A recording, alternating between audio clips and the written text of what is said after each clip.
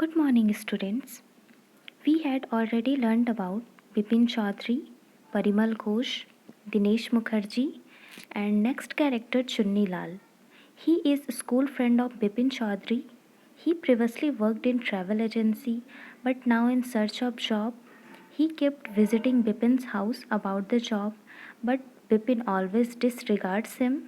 Bipin Babu had also not helped him financially.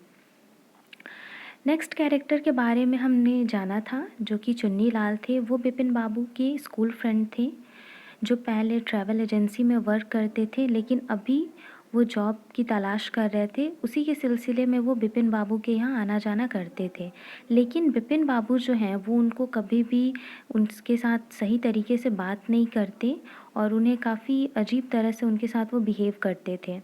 Next character थे doctor Paresh Chand. He is a young physician with pair of bright eyes and a sharp nose. He is called by Bipin Chaudhary to treat memory loss problem.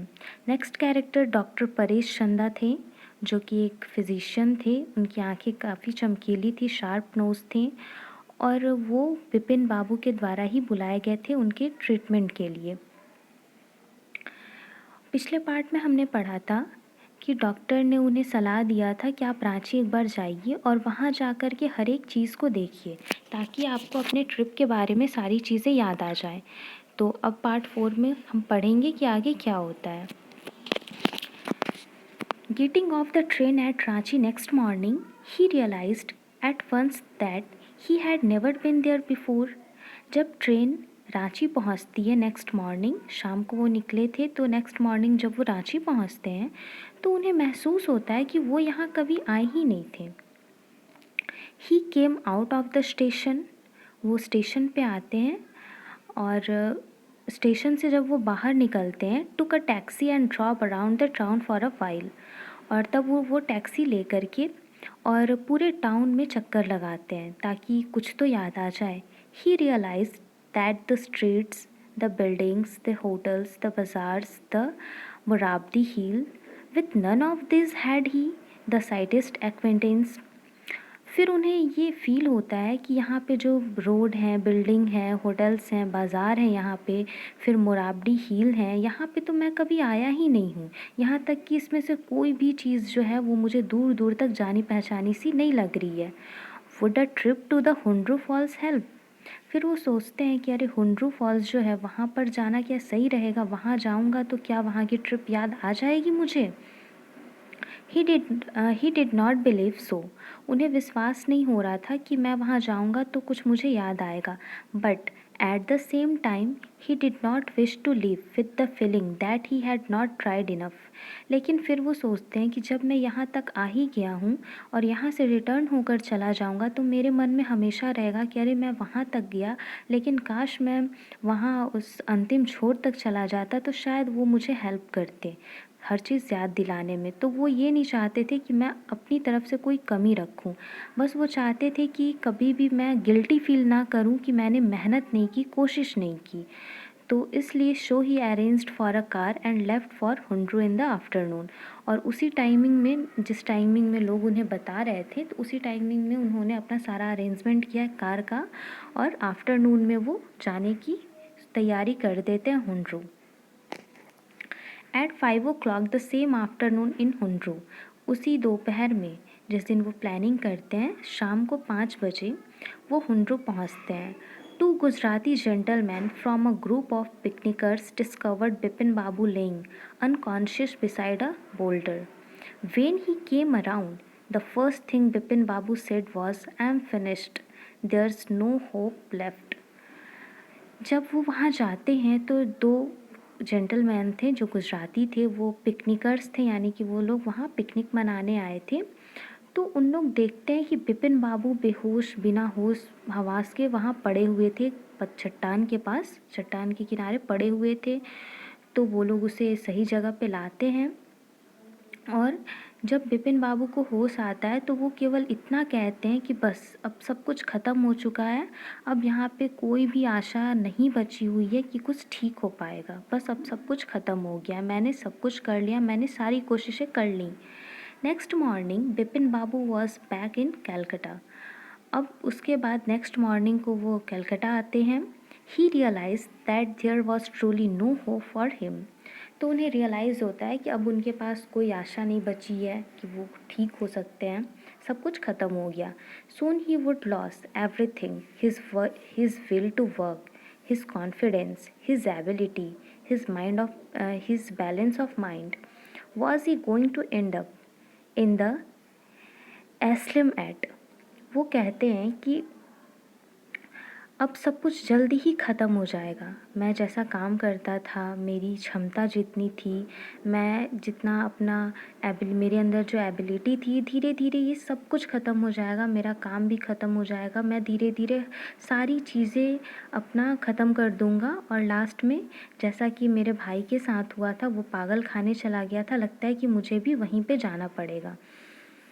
Bipin Babu could not think any more. इससे ज़्यादा बिपिन बाबू कुछ नहीं सोच पा रहे थे। वो अपनी हालत के लिए सोच रहे थे कि आगे जाके मेरे साथ क्या होने वाला है। बैक होम ही रैंग अप डॉक्टर चंदा, और घर आने के बाद वो डॉक्टर चंदा को कॉल करते हैं and asked him to come over, और बोलते हैं कि आप यहाँ जल्दी से आ जाइए। Then after a shower he got into bed with an ice bag clamped on his head. फिर वो शावर लेने के बाद फ्रेश होते हैं और अपने बेड पे चले जाते हैं। एक आइस बैग को एक कपड़े में बर्फ़ डाल के आइस बैग को अपने सिर पे रखते हैं। Just then the servant brought him a letter with someone had left in the letter box. तब उसके बाद उसका जो नौकर था वो एक लेटर लेकर आता है जो लेटर बॉक्स में किसी ने छोड़ दिया था उसे।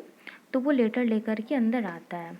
अ greenish envelope with his name in red ink on it. एक ग्रीन कलर का इन्वेलप था जिसमें ऊपर में रेड इंक से उनका नाम लिखा हुआ था। Above the name it said urgent and confidential. वहाँ पे नेम के नीचे अर्जेंट लिखा था, बहुत ज़रूरी, और कॉन्फिडेंशियल है यानी कि जिनका नाम है केवल वही इस चीज़ को पढ़ सकते थे। In spite of his condition, Bipin Babu had a feeling that he ought to go through the letter. He tore open the envelope and took out the letter. This is what he read. वो काफ़ी परेशान थे, उनकी condition तो ऐसी थी नहीं कि वो कुछ और सोच पाते, लेकिन फिर भी उन्होंने क्या किया कि उस लेटर को निकाला और उसे पढ़ना शुरू किया। लेटर में क्या लिखा था? Dear Bipin, I had no idea that affluence would bring about the kind of change in you that it has done. उसमें लिखा था कि डियर बिपिन, मुझे कोई आइडिया नहीं था कि तुम्हारे पास जो पैसे हैं, तुम्हारे पास जितनी भी चीज़ें हैं, वो तुम्हारे अंदर इतनी चेंजेस ला देंगी। मैं ये कभी नहीं जानता था। Was it so difficult for you to help out an old friend down on his luck? क्या तुम्हारे लिए ये बहुत मुश्किल था कि तुम अपने फ्रेंड की हेल्प करते जो अपनी किस्मत से मारा हुआ था, जो अपनी किस्मत से ही बहुत ज़्यादा ख़राब हो चुका था? क्या तुम उसकी मदद नहीं कर सकते थे? आई हैव नो मनी, मेरे पास पैसे नहीं हैं। सो माई रिसोर्सेज आर लिमिटेड, इसलिए मेरी जो स्रोत हैं वो लिमिटेड हो चुकी हैं। What I have is imagination, मेरे पास बस बचा है तो एक इमेजिनेशन बचा है, कल्पना शक्ति बची है।